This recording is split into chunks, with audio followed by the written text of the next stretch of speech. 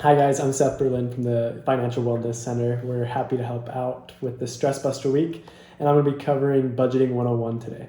Pretty simple. A lot of this was inspired by Dave Ramsey's blog, so it's a great resource if you guys want to ever go and check it out. So as we get started, first things first is kind of like this can be a stressful thing, handling your money and budgeting, but we want it to be fun, and it should be fun. So we're going to watch this clip here from SNL. Hope you guys enjoy it. The budgeting. And basically, before we get into it, let's answer some simple questions. You guys probably know this, but what is a budget? It's basically a plan for your money. This includes how you spend it, how much you're going to save, and where it's going. And then when do you use a budget? Typical budgets are month to month, but if you're using budgeting correctly, you're technically using it every single day you're making a purchase. It can be helpful sometimes to do a semester budget or annual budget, but the principles we're going to cover and talk about today can be applied to any time length. And then who uses the budget? What do you guys think? Unfortunately, not enough. And actually, there are 1 out of 3 Americans don't use a budget, even though 93% say everyone needs one. So that's kind of a problem. But right, so people understand they should use one, that they should have one, but they don't know how. And we're going to get into that a little bit later, but there are a lot of methods, and the most important thing is basically just finding what works for you by trial and error, and then sticking with it once you've got something that works. So tip number 1 we're going to cover is budget to zero before the month begins. What does that mean? It means basically taking all your money, and every single dollar has a purpose. It's going somewhere. You have a plan for it. It's all being accounted for. So for an example, say you make $10.50 an hour and work about 25 hours a week. I have actually created a budget here that we can go to. That's your amount right here. Again, I took this, and if you ever want to calculate how much your take-home pay is after taxes, this is a great website. You go to smartasset.com, and your $10.50 times 25 hours a week gives you that number. Multiplied by 4, it gives you your monthly income. You deduct your taxes, you get that. Jump right back over here to the budget itself, and you can see your wages after tax is populated there. It's your income. It's what you're bringing in. That's something you need to know when you're budgeting. And then listed below are all sorts of expenses, and we'll go into that in a little more detail as well. But that's kind of a zero budget. Every dollar that's coming in, that $999 a month, is going somewhere. It's not getting lost. And tip number 2 is to decide when you're going to do it. Make it easy on yourself. The budgeting itself is not hard. I guarantee, I promise you, it's really not hard. But finding time and remembering to do it really is. I've struggled with that, so you're not alone.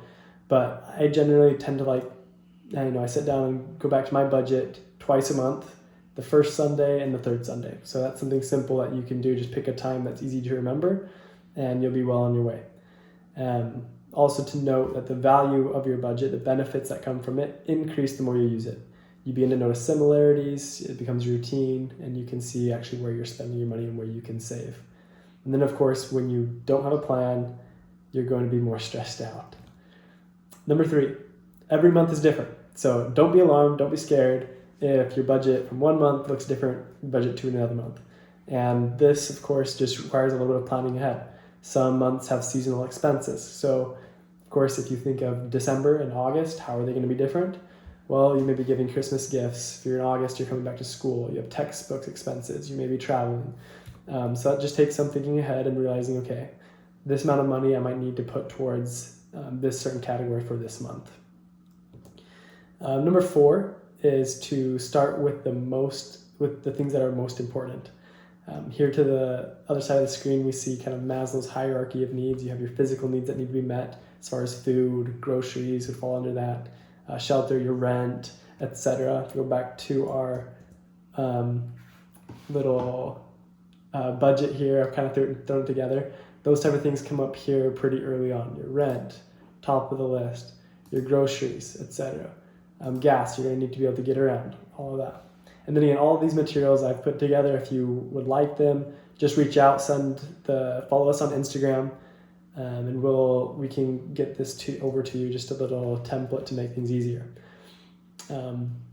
Again, with this, it's very critical that you kind of put those things of necessity in first and make that a part of your budget, and add on the extra stuff later.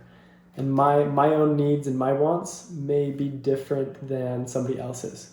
But for you and your budget, it's very critical to understand, okay, these are the things that I really want versus these are the things that I do need. And then you put precedence on those things that you need. Number 5, this is one that's going to be on your priority list, or it should be if you have it. It's debt. Some people get worried about debt.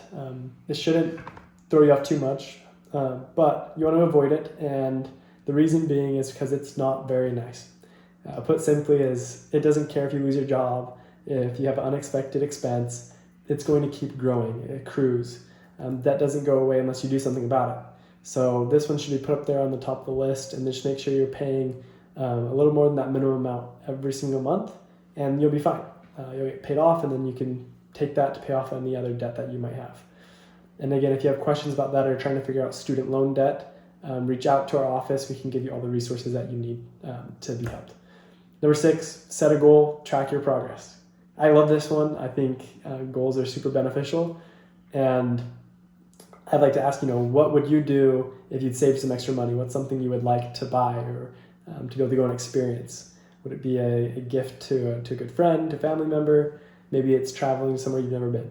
Anyway, should be something that's personal to you, that's going to motivate you and help you make the necessary sacrifices you need in any time or any situation that you would need that extra motivation. And then with your goals, you've all heard SMART goals before, but when it comes to budgeting, it's really, really important that they are specific, measurable, achievable, relevant, and time-bound.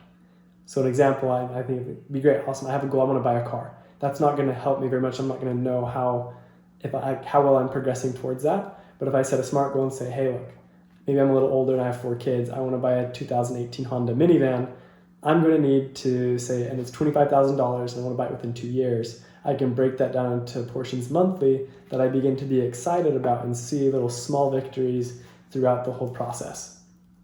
So be sure to celebrate those. And then again, if you're married or with another partner, that you are talking to each other, combining those purchases, and that your goals are aligned. Tip number 7, this one's fun, is to not be afraid to adjust your budget as needed. As you begin tracking your budget now, and this is when it really becomes fun. You can see how you did last month compared to this month and even last year.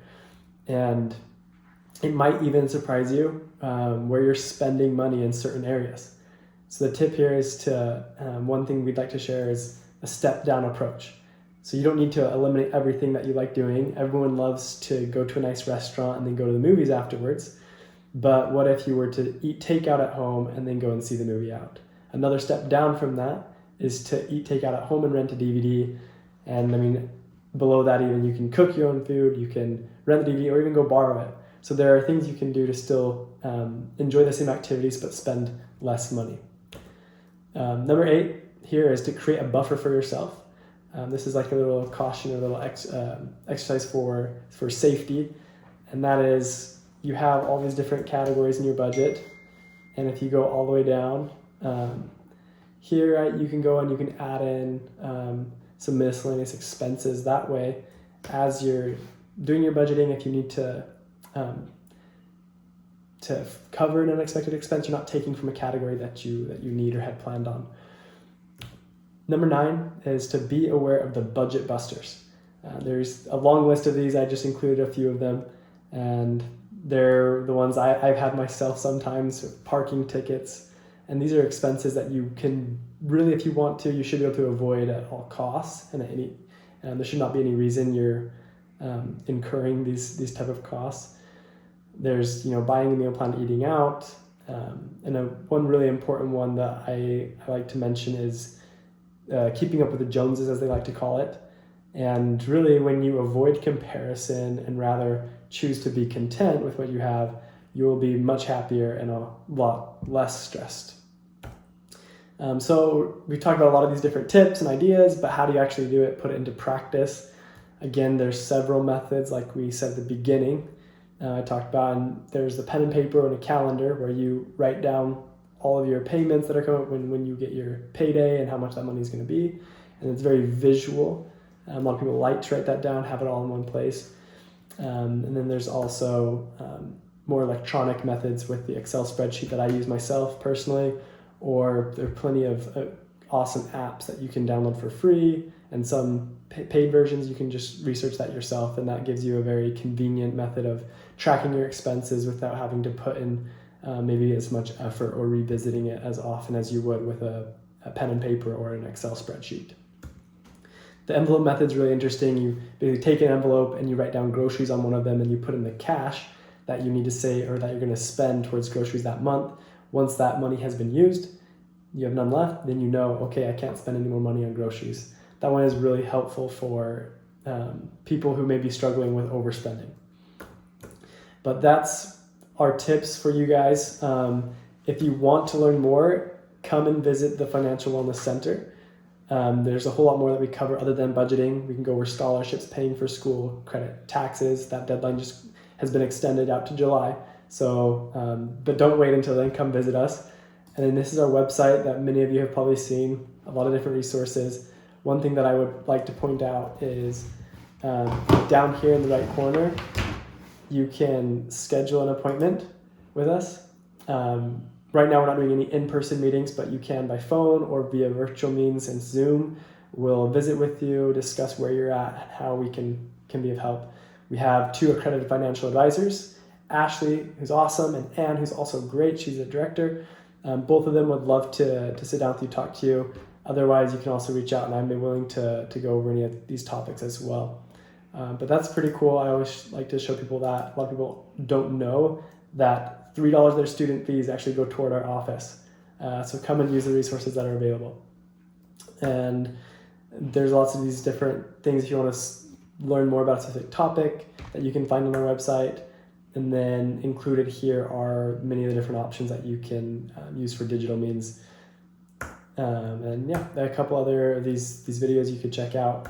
If you'd like a copy of this PowerPoint, or again want a template of that budget that I showed you here, send us a direct message on Instagram. We'll get it to you fast and quick. I hope you're all staying well, staying safe during this pandemic, and that you're staying healthy financially as well. Thanks. Bye.